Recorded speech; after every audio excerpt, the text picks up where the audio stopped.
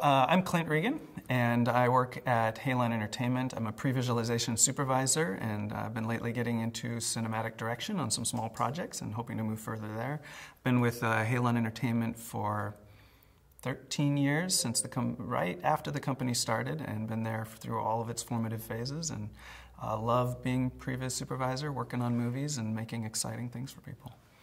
On Logan, we did, oh boy, I think it was around seven or eight sequences in the movie, 3 or 4 of which didn't make the movie, the final script, but we still explored them in finding the tone of the movie. There was a lot of that in this movie. I've worked with James Mangold, the director, on 2 other films, on Night and Day, and then on The Wolverine, the Wolverine movie that was in Japan. And his producer called me up, somebody I'd worked with previously as well, and found out I was not in the middle of a job, and he said, "Okay, don't make any commitments, you're in the middle of a job." And so I spent, I believe, a total of 7 months with a couple breaks in between for the shoot and some script rewrites, but a total of 7 months of work, working on the film, both in the previs and in the post-viz efforts until November of 2016, just a few months before visual effects delivered for their final at March 3rd, where it opened for everybody. At first, Jim Mangold has always brought me on all 3 films very early. He's not sure what he wants visually, but he knows what he wants to feel. That's what I've learned after 3 films with him. And on Logan, it was the same. He was in the middle of writing the script, and scenes would come and go week by week, that as he's just trying to find what's the story he's trying to tell for Logan, what's the character, what's the mood. He's searching for a mood, and so the previs at first is starting by just animating some things to create the mood of the film and help him start to channel in on events that support the emotions that he's trying to create in the characters. That's always where it started when I've worked with Jim Mangold. And it does evolve, though. Francois Audouy, he was the production designer, and I worked closely with him to build up the sets, and he and I would sit around my computer and we'd move buildings around and rearrange things. And so there was both creative storytelling for Jim, but then for the production designer, Francois, we were building the world so that he could actually accomplish it in the locations he was site scouting out. Week by week, he'd go out for a week and come back with all new photos, and then he and I would work through where to place these things, send them off to his art department, where they would then detail it out. So there was that function. Eventually, as we narrowed in and visual effects supervisor came on, we started addressing visual effects. Chaz Jarrett was the visual effects supervisor, and he and I first worked on a scene where in the movie, spoiler, but in the movie, Wolverine meets a younger version of himself, a clone of himself. And that's a big, heavy visual effects thing because he's supposed to be younger. And the current Logan is an older character. So there was questions of when do we de-age? When do we use a stunt double? When do we use a digital double? When is it old man Logan makeup versus old man Hugh Jackman versus young man Hugh Jackman makeup versus de-aging. I mean, there were so many variables in there, and so we did a scene.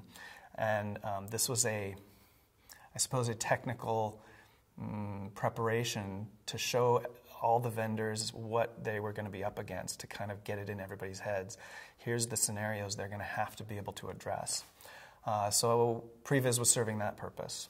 It also served as a pitch for the studio to get them on board. We used game engines for that phase, where we tried to make it as pretty as we could and very exciting, so that it was something that would draw the studio to feel like, yeah, this is the film we want to make. And then as we approached the shoot, I also did a lot of technical breakdowns where I didn't break down every single shot, because there's a lot of people that, the stunt team, Garrett, Warren, and the various people involved there, they know what they're doing in many cases, or in all the cases individually for shots.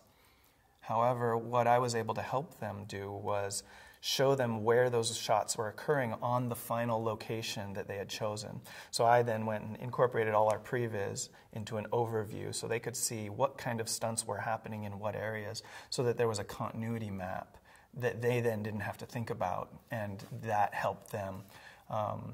There was several other scenes where we were, worked with the cranes in previs to determine how to shoot a very high cliff shot on a mostly flat piece of dirt, and where to put the green, and if the shot was worth even pursuing, and even getting a crane out there in the desert. So we did a lot in terms of scope, and that's just the previs. Then we went on and did post-viz.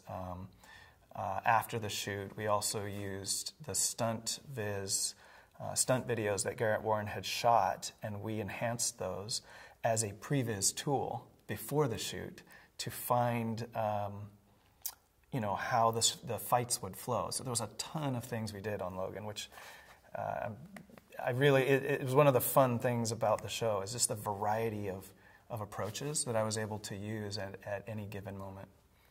This production, in just general sense, was really great collaboratively. We all got along really well. We were all looking out for each other, each department, previs, visual effects, production design, the director, stunts, the car guy within stunts, car design. And so we had a very open relationship on this film. There's been other films where I've been on that, it was very closed door and you lived in a vacuum. On this one, I was able to jump down the hall, and as long as, they weren't in another meeting, I could just say, hey, swing by my desk, check this out, make sure that I'm not taking you off into a problem area. I try to integrate as much as is available. That's my first question, is what do you have? Do you have any concepts? Do you have any models? Do you have any locations already chosen? Because I want to integrate that into the previs as much as possible up front. On Logan, and I did that on Logan, and later on, as changes are made, we have to make some strategic decisions, because as a full sequence is already built out, and we've got 3 minutes of shots and animation, and that are built into a particular refinery set, but because of radioactive materials in the ground that were discovered later, even though everybody thought they were shooting there, turns out we couldn't, and they had to find a whole new location. So now I needed to build a whole new set, revamp the previs into that set.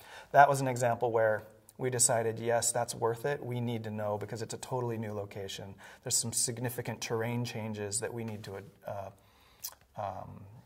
address. So in that case, I got the set, what do you call it?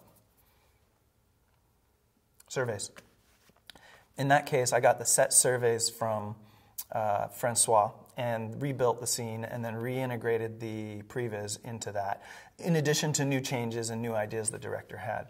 There's other times where it's not practical to make the changes, that I'd love to be able to do it for everybody, that everything gets in. There was the limousine at one point had a grill on it that Logan drove around, and it's one thing that never got changed that drove Francois nuts. But it was one of those things where we never got their final model, it never worked in, and because I didn't get it, and then when I finally did get it, we had already created, redone all these shots, and then it was coming down to, okay, do I put that grill in and re-render 50 shots, or do I move on and get the next sequence designed? And so there are times where you can't put everything in. You have to say, hey guys, can we just suck this one up and tell everybody not to put it in there? And then we try to make everything in there, but it's not practical in all cases. There's too much to do, so I also worked with Luke Freeborn, who was their kind of their car expert. He was their designer, and several of the other car designers, and we did change their cars a lot, because we wanted to make sure, because it was a car chase, that the length of the vehicles were going to be right when we were shooting it in previs. And we made a number of those changes as the vehicles would change, from a dune buggy type car to more of a Suburban, and then back down to a Jeep. Or that affected how we would do the stunts and where the camera cars would fit and the speeds of the vehicles. And so we would account for that. and I worked with Luke Freeborn to make sure I was putting the right number of cars in the previs. And sometimes often I would do that behind the scenes because I had a relationship with the various departments, the people in the departments with responsibility like Luke. I could go to Luke and say, hey, what are you actually spending money on? Because I only want to put cars you're actually building. I don't want somebody to see my previs and suddenly say, visual effects now has to create an artificial car because the director likes that shot with 5 cars, even though they've only bought 3. And I'm able to do, when the doors are open, like it was on Logan, I'm able to take care of that stuff and just make sure my previs isn't going to balloon the budget for somebody else.